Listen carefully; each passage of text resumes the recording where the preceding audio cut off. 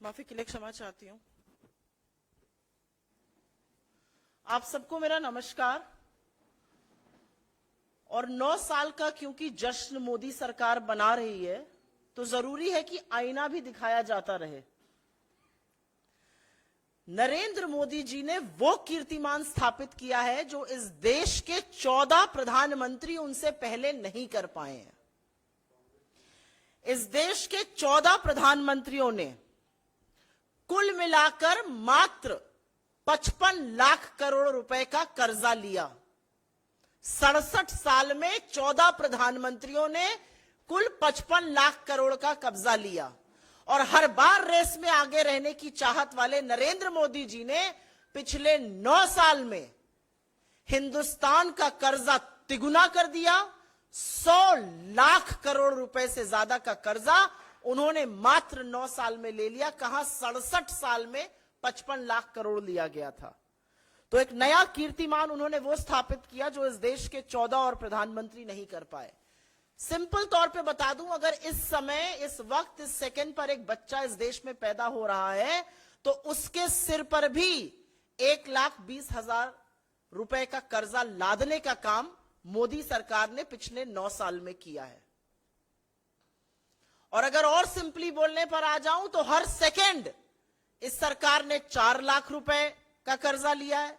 हर minute पर लगभग 2.5 करोड़ का लिया है। हर घंटे पर 144 करोड़ का कर्जा लिया है। 3,456 करोड़ का कर्जा हर दिन लिया है। हर महीने 1 लाख करोड़ से ज्यादा और हर साल लगभग 12.5 लाख करोड़ का कर्जा लिया है। इसीलिए 9 सालों में 100 लाख करोड़ से ज्यादा का कर्जा लेने का कीर्तिमान और इस देश के लोगों पर कर्जा के बोझ तले उनको दबाने का कीर्तिमान नरेंद्र मोदी जी ने स्थापित किया है।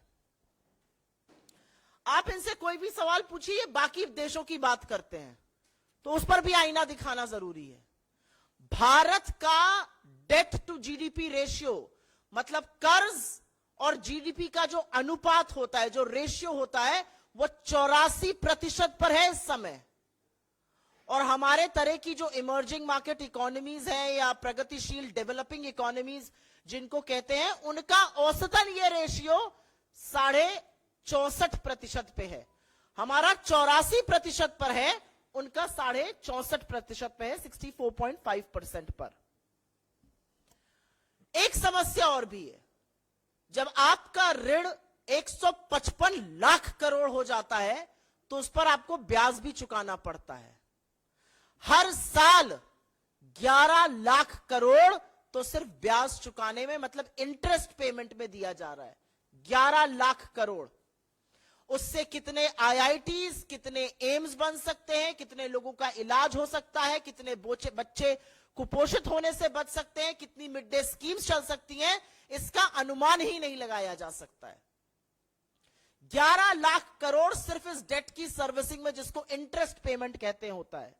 लेकिन एक बहुत भयावह चीज हो रही है। सीएजी की रिपोर्ट, यह हमारी रिपोर्ट नहीं है, यह सीएजी की रिपोर्ट है। और सीएजी की रिपोर्ट यह साफ तौर से कहती है कि 2020 में ही हमारी जो ऋण स्थिरता थी, जिसको डेट स्टेबिलिटी कहते हैं, वो नेगेटिव में जा चुकी थी। और तब डेट टू जीडीपी रेशियो, तब ऋण और जीडीपी का अनुपात मात्र 52% था। अब वो 84% है। तो हमारी डेट रीपेमेंट की, कर्जे को पाटने की क्षमता पर भी सवाल उठाया जा रहा है। यह भयावह स्थिति हो रही है। एक और बड़ा सवाल है, और यह बड़ा सवाल हम सबके मन में आना चाहिए, क्योंकि सरकार आपको खर्रे बताने लगती है। हाँ, हमने कर्जा लिया, हमने 80 करोड़ लोगों को फ्री का राशन दिया। इसका फायदा किसको हो रहा है? क्या इसका फायदा गरीब को हो रहा है? क्या इसका फायदा मध्यम वर्ग को हो रहा है? क्या इसका फायदा निम्न मध्यम वर्ग को, आम आदमी को, युवा को, स्टूडेंट को हो रहा है? आप सुनकर भौचक्के रह जाएंगे कि ये जो इतना बड़ा बड़ा कर्जा उठाया जा रहा है, हमें और आपको कर्जे के तले दबाया जा रहा है, इसका फायदा न गरीब को है न मध्यम वर्ग को है। इसका फायदा सिर्फ और सिर्फ पूंजीपतियों को है। इस कर्जा लेने के दौरान 23 करोड़ लोग गरीबी की सीमा रेखा से नीचे चले गए। 83% लोगों की आय कम हुई। 11,000 से ज्यादा तो लघु मध्यम उद्योग जिनको एमएसएमई कहा जाता है वो पिछले साल ही बंद हो गए। लेकिन जो अरबपतियों की संख्या 2020 में 102 पर थी वो जरूर बढ़ के 166 पर पहुंच गई। तो इसका फायदा भी सिर्फ और सिर्फ धन्ना सेठों को, अमीरों को और मोदी जी के परम प्रिय मित्रों को हो रहा है। अब दूसरा सवाल उठता है, ठीक है उनको फायदा हो रहा है भाई, वो तो part of India growth story है। अगर मोदी जी की सुन लीजिए, हमारा आपका क्या योगदान है, हम कुछ नहीं करते हैं। वो 10% लोग बहुत कुछ करते हैं। लेकिन सत्य उससे विपरीत है, क्योंकि ना वो भारत की विकास दर में अपना योगदान दे रहे हैं, ना टैक्स दे रहे हैं उतना। टैक्स वसूली हमसे, आपसे, गरीबों से, निम्न मध्यम वर्ग से करी जा रही है। कर्जा हमारे ऊपर लादा जा रहा है और सारा का सारा लाभ पूंजीपतियों को मिल रहा है। और इसीलिए जो दूसरा एक मुद्दा है पिछले 9 सालों का, एक तो है कि कर्जा तिगुना कर दिया, 100 लाख करोड़ का कर्जा उठा लिया 9 सालों में। और दूसरा एक है जो ये कहेंगे और कहते कहते थकते नहीं है, टैक्स कलेक्शन भी तिगुना हो गया, टैक्स कलेक्शन भी तिगुना हो गया। इससे ज्यादा वाहियात, इससे ज्यादा बड़ा कुतर्क और इससे ज्यादा नैतिक दिवालियापन का कोई और बयान और शर्मिंदगी का ये सरकार दे नहीं सकती है। क्योंकि इसकी भी असलियत सुन लीजिए, और ये असलियत सुननी और समझनी दोनों जरूरी है। जो भयावह आर्थिक असमानता है इस देश में, उसका नतीजा है कि जो सबसे निचला 50% इस देश का तबका है, अगर इस देश की आबादी को 2 हिस्सों में बांट दिया जाए, 50% अमीर और 50% सबसे निचला तबका, तो जो 50% सबसे निचला तबका है वो जीएसटी कलेक्शन का 64% पैसा दे रहा है। सबसे गरीब 50% जीएसटी का 2/3 से ज्यादा पैसा दे रहा है, 64%।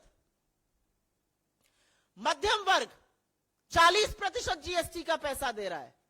लेकिन क्या आप यह सुनकर बहुत चक्के रह जाएंगे कि जो 10% लोग जिनके हाथ में हिंदुस्तान के 80% संसाधन और संपत्ति है, वो मात्र 3 से 4% समूचे जीएसटी कलेक्शन का पैसा दे रहे हैं। सबसे गरीब 50% इस देश की जनता सारे जीएसटी का 64% दे रही है। उनके इस पास इस देश की मात्र 3% संपत्ति है। और जिन 10% की इस देश की 80% संपत्ति पर कब्जा करके बैठे हैं, वो मात्र 3% जीएसटी कलेक्शन का दे रहे हैं। क्योंकि एक बात साफ है, और ये पानी की तरह साफ है, कि आटा, दही, दवाई, पढ़ाई, इन सब पर जीएसटी लगाकर जो वसूली सरकार कर रही है, उसका खामियाजा तो गरीब आदमी को भुगतना पड़ रहा है, उसका खामियाजा तो मिडिल क्लास को भुगतना पड़ रहा है। धन्ना सेठ तो सब मस्त है। लेकिन सरकार सब कुछ जानते बूझते हुए भी सिर्फ और सिर्फ छुपाने पर तथ्यों को तुली हुई है। ये सारी चीजें कोई आइसोलेशन में नहीं हो रही हैं। इन सारी चीजों का अर्थव्यवस्था पे प्रभाव पड़ रहा है। हिंदुस्तान की अर्थव्यवस्था का सबसे इंपॉर्टेंट जो पार्ट है वो कंजम्पशन, मतलब उपभोग होता है। हमारा उपभोग जीडीपी का 61.1% था वित्तीय वर्ष 2022 में, वो गिरकर 60% पर आ गया है अभी हाल ही के जीडीपी डेटा में, जिसको लेकर ये कसीदे पढ़ रहे थे। ये बहुत बड़ा भयावह स्थिति है कि देश के लोग गरीबी के चलते, महंगाई के चलते, टैक्स वसूली के चलते कम कंज्यूम कर रहे हैं, कम उपभोग कर रहे हैं। यह गरीबी का सबसे बड़ा सूचक होता है। और आपकी जानकारी के लिए हमने इस मंच से पहले भी साझा किया, अभी भी साझा कर देते हैं। वसूली तो आप ही की जेबों से हो रही है, डाका तो आप ही के पर्स पे पड़ रहा है, आप ही के घर के बजट पर पड़ रहा है। इस देश में अगर परचेजिंग पावर ऑफ रुपी की पैरिटी से देखा जाए तो सबसे महंगी दुनिया की रसोई गैस भारत में बिक रही है। तीसरा सबसे महंगा पेट्रोल भारत में बिक रहा है। 8वां सबसे महंगा डीजल भारत में बिक रहा है। तो भैया अच्छे दिन किसके आए हैं? कहां है वो मायावी अच्छे दिन जो आ ही नहीं पाए हैं? कर्जे के तले हम दबे हैं, उपभोग हम कम कर रहे हैं, महंगाई से हम त्रस्त हैं, लगातार पेट्रोल, डीजल, एलपीजी के दामों को बढ़ाया जा रहा है। और अंत में एक बात मैं ये जरूर कहूंगी कि ये कहनी जरूरी है कि जो टैक्स वसूली हो रही है, चाहे वो जीएसटी के थ्रू हो, चाहे वो एक्साइज ड्यूटी, फ्यूल के थ्रू हो, जहां पर आपको महंगा एलपीजी, महंगी पेट्रोल, महंगी डीजल, और डीजल के महंगे होते बाकी फल फ्रूट सब्जी जो सब महंगी है, उसका प्रभाव आम आदमी पर पड़ रहा है। उसका प्रभाव मोदी जी के मित्र मंडली पर नहीं पड़ रहा है, धन्ना सेठों पर नहीं पड़ रहा है। और इसीलिए अंत में हम ये जरूर कहना चाहते हैं कि गुजरात के मुख्यमंत्री रहते हुए बड़ी बड़ी बातें करते थे मान्यवर। बातें तो ऐसी करते थे कि दिल्ली में बैठी हुई एक इनकॉम्पिटेंट करप्ट सरकार है। वो अलंकार, वो नाकामी के, वो निकम्मेपन के, वो भ्रष्टाचार के अलंकार अब मोदी सरकार से ज्यादा अलंकृत किसी को नहीं करते हैं।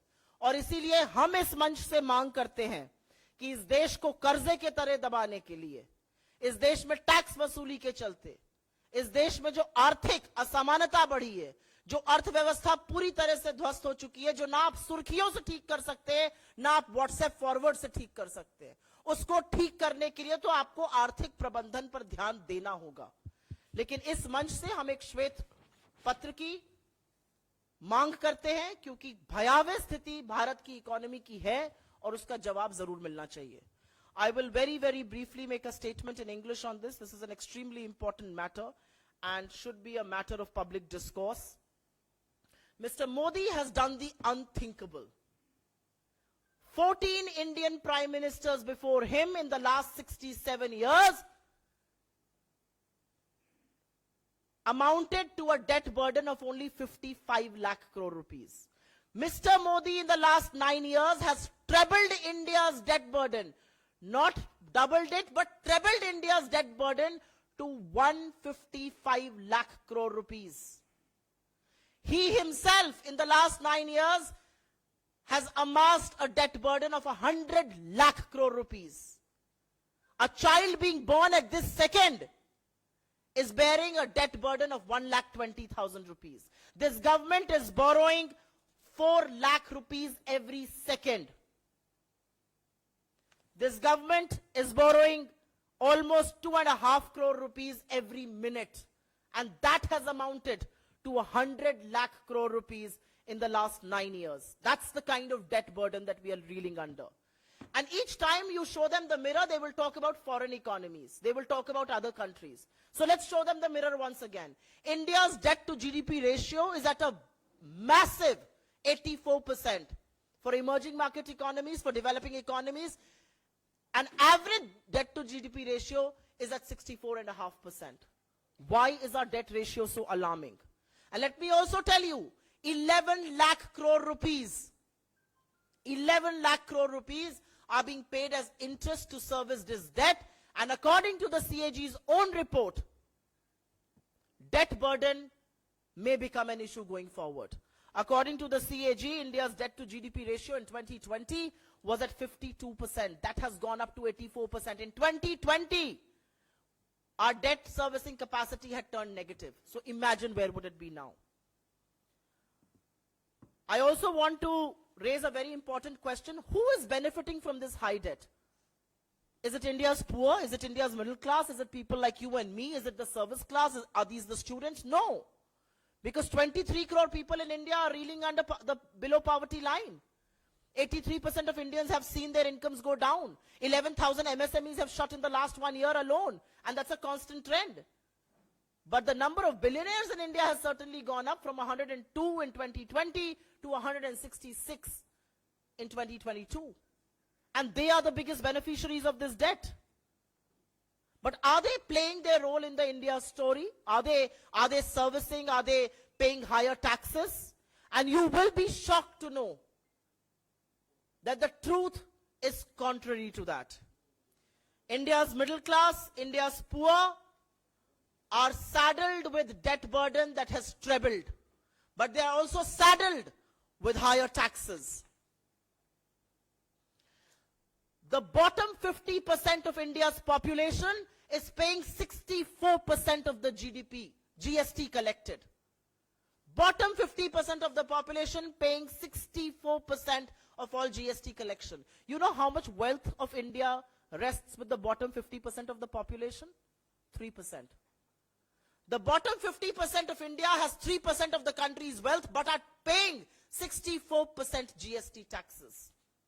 The top 10% of India has 80% of India's wealth and is paying 3% of GST collected. So who's being hurt by GST on common flour or on yogurt or on medicines or on stationery or on pencils or on school fee? It's the middle class. It's the poor. It's people who find it very tough to manage their finances right now. And what is being done about them? Nothing. They are being made to pay more. They are being coaxed to pay higher taxes. This government can give you a relief by reversing the steep excise duty structure, but they have not. Indians continue to pay the highest bill for LPG in the world. Our petrol is the third costliest. Our diesel is the 8th costliest. Does it matter to the 10% rich? No, it doesn't. It matters to people like you, me. It matters to the middle class Indians. It matters to the poor. It matters to people who are finding it very tough to make ends meet.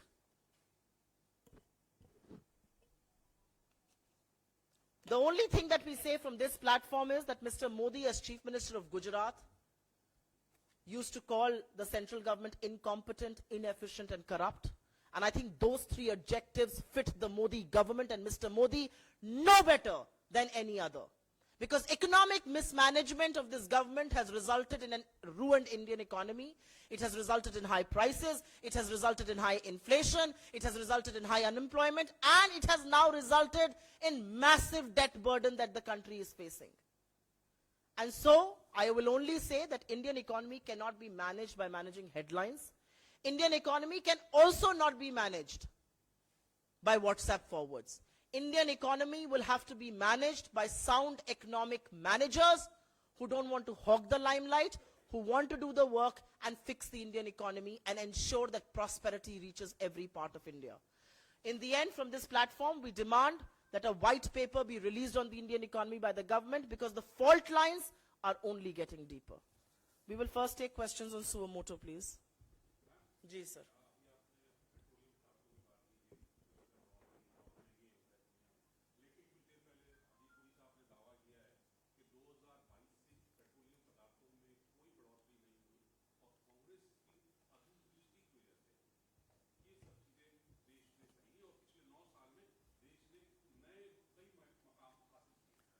दिक्कत क्या है कि जिन मंत्री का आप नाम ले रहे हैं उनका काम अपना मंत्रालय चलाना तो है नहीं. उनका काम फेक न्यूज फैलाना, राहुल गांधी के खिलाफ अपशब्द बोलना और बड़बोलापन है.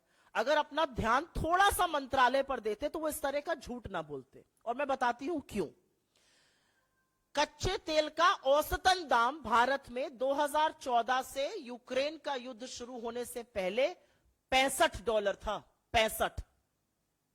और यूक्रेन युद्ध के शुरू होने के बाद बढ़ा. यूक्रेन रशिया के युद्ध शुरू के बाद अब वो 70-75 के बीच में आ गया है. 75. आपका दाम घटा है, पेट्रोल डीजल का दाम घटा है. ये कौन सा लॉजिक है कि बढ़ा नहीं है? डीरेगुलेटेड है ना इस देश में पेट्रोल और डीजल. तो अगर डीरेगुलेटेड है तो उसका मतलब है कि अगर विश्व में कच्चे तेल का दाम गिरेगा तो हम सस्ता पेट्रोल और डीजल खरीदेंगे, अगर बढ़ेगा तो हम महंगा देंगे. लगातार दाम गिर रहा है. 60 से 65 था 2014 से युद्ध शुरू होने से पहले. क्या आपके पेट्रोल और डीजल का दाम कम हुआ? नहीं. सरकार ने आपके गला रेत के मुनाफाखोरी करी. और अब यह सरकार हमको यह दिलासा दे रही है कि हमने बढ़ाए नहीं दाम. आपने किसी पर उपकार किया है? आपको दाम घटाने चाहिए. अभी भी आप लूट खसोटी और मुनाफाखोरी कर रहे हैं. थोड़ा सा अपने डिपार्टमेंट को देखते तो कच्चे तेल के दाम का अनुभव होता. इस तरह के कुतर्क और तर्कहीन जवाब ना देते. लेकिन ध्यान सारा कहीं और रहता है. बेचारे मंत्रालय में कहां रहते हैं. कोई और इस पर सवाल सुओ मोटो पर? कर्जा आप पर भी है 1,20,000 का, भूलिएगा मत. घर पे बच्चे हैं तो उन पर भी है, बूढ़े माँ बाप हैं तो उन पर भी है. तो सवाल इस पे पूछने चाहिए. जी सर, बताइए.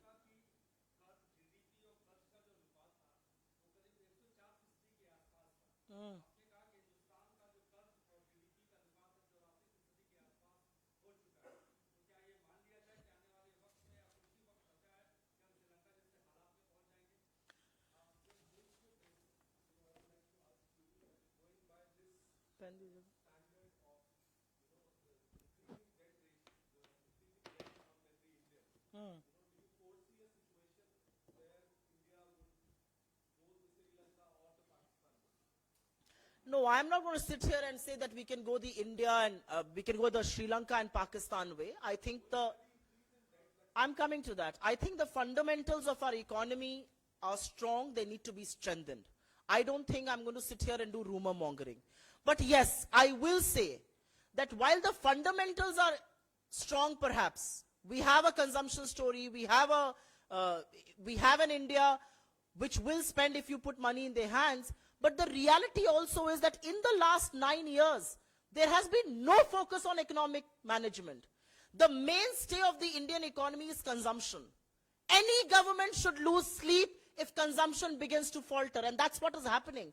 Any economy worth his salt, if he can spell economy backwards, and if he is not abusing a former RBI governor or a former CA or a former finance minister, will tell you the mainstay, 60%, 2/3 of our GDP is consumption oriented. And if consumption begins to falter, we must bury. But I will not do the rumor mongering. However, I will point out a CAG report to you. The CAG report for financial year 2020 very clearly said that debt stability had turned negative. And at that time, India's debt to GDP ratio was 52.5%. That has gone up to 84%.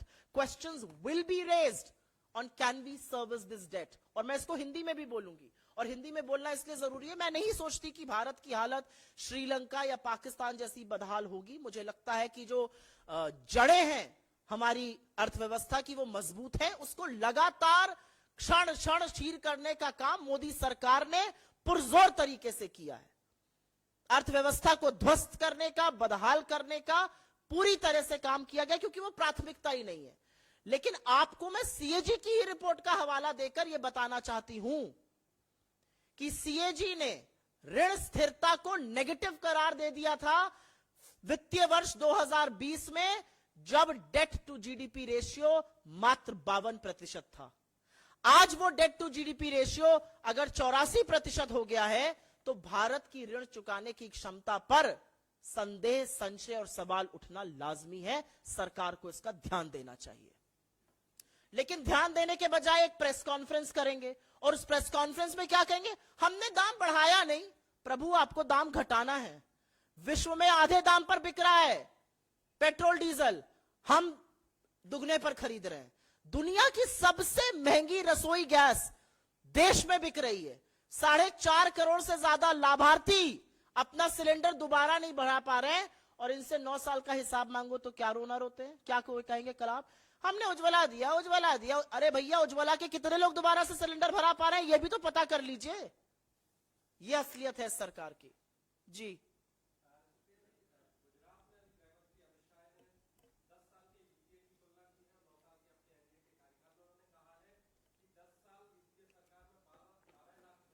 कर रहे हैं.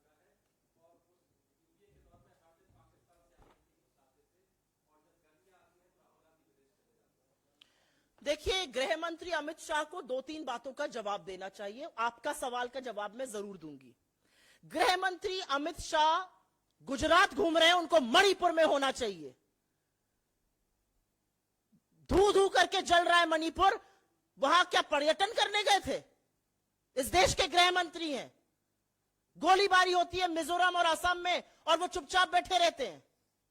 इस देश की सबसे decorated athletes घसीटी जाती हैं सड़कों पर उनकी निरंकुश पुलिस से, और वो चुप रहते हैं.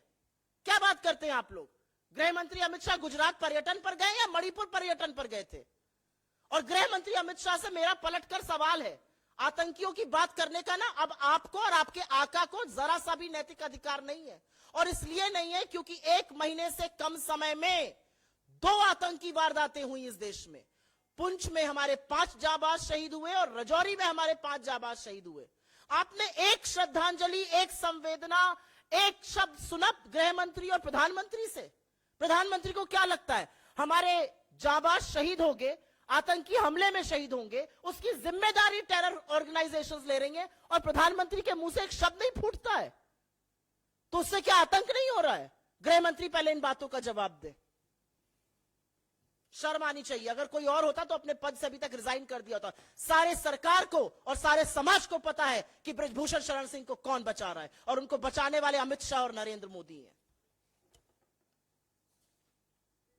कोई और और सवाल जी, किसका?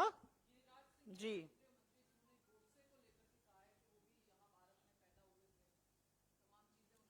मुझे लगता है कि मेरे नेता ने, चाहे वो देश में ये बात कही हो चाहे विदेश में ये बात कही हो, उन्होंने पूरी तरह से इस बात को स्थापित कर दिया है कि आज के दौर में लड़ाई गांधी बनाम गोडसे है।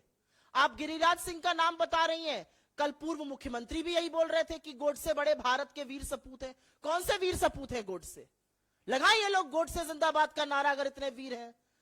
क्यों वैधता के लिए गांधी के आगे सिर झुकाते हैं? क्यों प्रधानमंत्री को विदेश जाकर गांधी की प्रतिमा का अनावरण करना पड़ता है और नतमस्तक होना पड़ता है? और क्यों प्रधानमंत्री अपने मंत्रियों को, अपने पूर्व मुख्यमंत्रियों को, अपने नेताओं को चुप रहने की हिदायत नहीं देते हैं? क्यों वो उनको नहीं डांटते? क्या प्रधानमंत्री को इस बात का संज्ञान नहीं है कि गिरिराज सिंह ने यह कहा? सारी लड़ाई इस देश में, सारी लड़ाई आज के वक्त में गांधी बनाम गोडसे की है। गांधी सत्य, प्रेम, अहिंसा, मोहब्बत के अनुयायी हैं और गोडसे के जो उपासक हैं वो नफरत के साथ खड़े हैं। इनमें से 4 लोगों से कहिए हाथ उठाकर नारा लगाएं गोडसे मुर्दाबाद, लगा नहीं पाएंगे। ये इनकी नैतिकता है।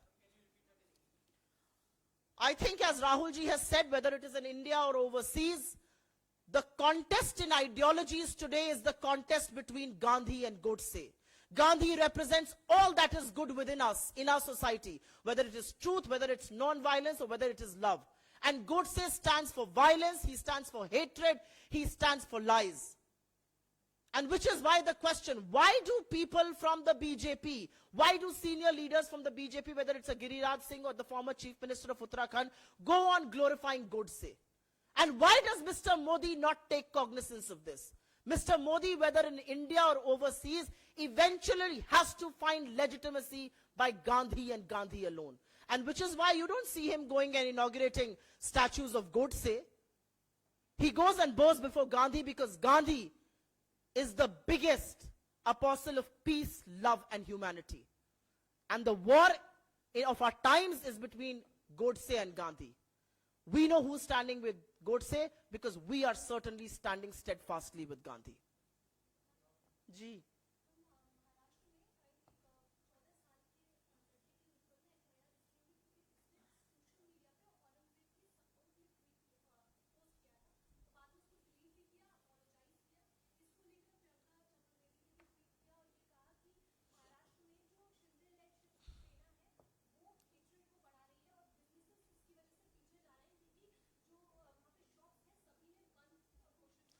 देखिए, मेरा यह मानना है कि यह बिल्कुल मुद्दा विहीन राजनीति हो रही है इस देश में। हर शाम को दुकान सजाई जाती है टीवी चैनल पर और ऐसे विषयों पर डिबेट होता है और फिर टेलीविजन स्टूडियो में मारपीट तक की नौबतें आ गई हैं। अब हाथापाई हो रही है। यह हमारा सभ्य समाज बैठकर जो प्राइम टाइम टीवी देखता है वो ये देख रहा है। यह मुद्दा ही नहीं है। यह कोई मुद्दा है? इसी तरह के मुद्दे तो कर्नाटक में भी कर रहे थे। क्या फायदा हुआ ऐसे मुद्दों का? मुद्दा इस देश का है बेरोजगारी, मुद्दा है महंगाई, मुद्दा है आर्थिक असमानता, मुद्दा है कर्ज का इस कदर बढ़ जाना। इस पर कोई चर्चा ही नहीं है। इस देश के हर व्यक्ति के ऊपर 1,20,000 का कर्जा है। मोदी जी ने कर्जे को तिगुना कर दिया है। 100 लाख करोड़ का कर्जा लाद दिया हम लोगों पर। पता नहीं हम वो कर्ज अदा भी कर पाएंगे कि नहीं कर पाएंगे। बहस इस पर होनी चाहिए। बहस अनर्गल मुद्दों पर होती है। कभी कहीं से कोई मुद्दा उठा लेते हैं, कभी किसी सोशल मीडिया की पोस्ट का उठा लेते हैं। अरे अगर करना ही है तो ये करिए ना कि भाजपा के नेता गोडसे के साथ क्यों खड़े, गोडसे का महिमा मंडन क्यों करते हैं, गोडसे की जय जयकार क्यों करते हैं? किसको फर्क पड़ता है औरंगजेब से? अनर्गल मुद्दा है, कोई मुद्दा नहीं है, तर्क विहीन मुद्दा और राजनीति है।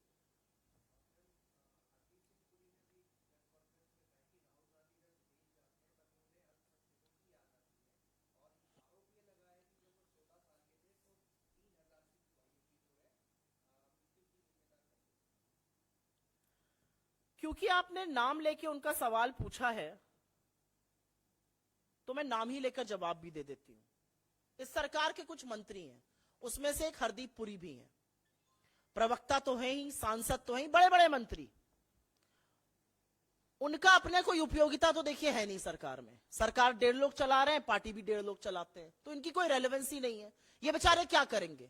ये इंतजार करते हैं कि कब राहुल जी कुछ कहें, कोई वक्तव्य दे, कोई प्रेस कॉन्फ्रेंस कर दे, कोई विदेश का दौरा आ जाए, हमारी थोड़ी उपयोगिता बनी रहे, हमारे पास लोग आए हमसे सवाल। और लोगों का भी काम है जा जाके उनसे पूछना, राहुल जी ने ये कह दिया बताइए, राहुल जी, उनका काम ही है, उनकी उपयोगिता ही है।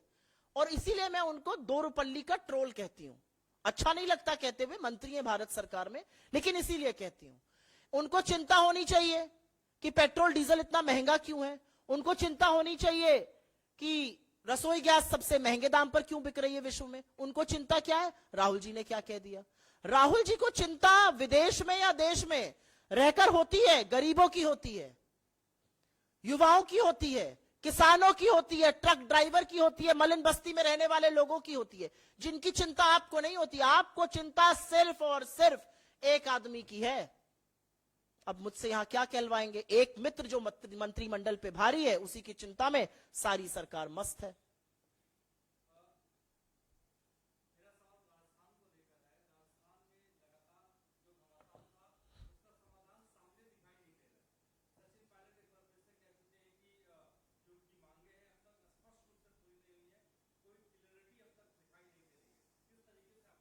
नहीं, पहले तो मैं ऐसे शब्दों का, ये आपके टीवी में अच्छे चलते हैं सुर्खियां और एस्टन से अच्छे बनते हैं, घमासान और फलाना ढिमकाना, हमें तो कोई नहीं लग रहा है, कोई युद्ध थोड़ी हो रहा है कहीं पर। और मुझे लगता है कि डिसाइड कर लिया एआईसीसी में, उन्होंने डिसीजन छोड़ा है हमारे शीर्ष नेतृत्व पर, हमारे प्रेसिडेंट पर, और जरूर इसका कुछ सकारात्मक रवैये से समाधान निकलेगा।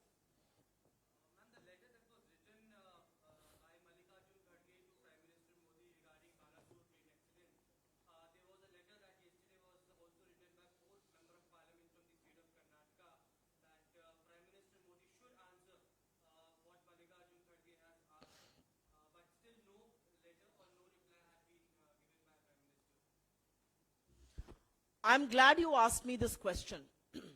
Shri Mallikarjun Kharge ji is not just an elected president of the Indian National Congress, India's main opposition party.